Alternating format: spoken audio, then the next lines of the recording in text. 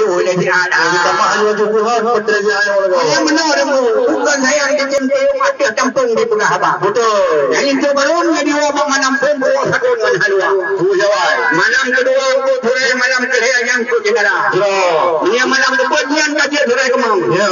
Malam kelima ku raya.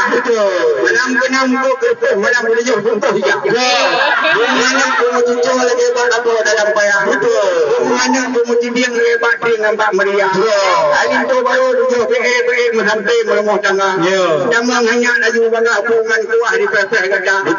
Ku tidak iku hanya berjauh macam sirang. Tapi memasin jangan saya kedua pak urang nang dua pada cerita.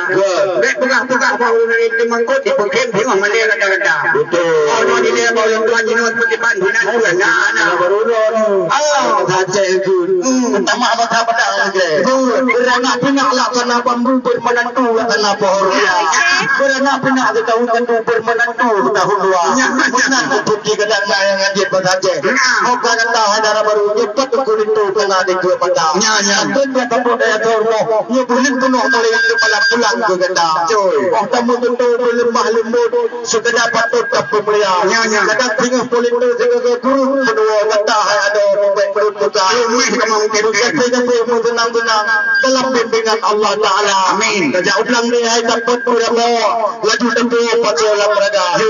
Menunggu lagi ketua awak kata yo tak berdoa kita yang menuju sampai mungkin dalam pahala. Amin. Lagi cut anda dengan cut apa? Dan Nabi Adam dan Siti Hawa. Dan Nabi Muhammad dengan Khadijah sampai gairah cinta pencinta. Selamat bahagia kata tujuh dalam perahu yang kedua. Bila jumpa ni adalah objek hijau. Kata ada aman maksud dosa. Bila tuan kita karena yang mengawin orang yang kurayo menurut dengan ayo yo program awak bikin budaya. Apalagi orang nanti buat kepala dinas pendidikan. Orang itu datang dia terus dia adalah. Jika mau pun orang coba tujuan untuk dapatkan kanun adat yang semua saudara. Betul. Aku menilai kata kita sambil berjalan dari kita selalu untuk dinas. Salatu Allah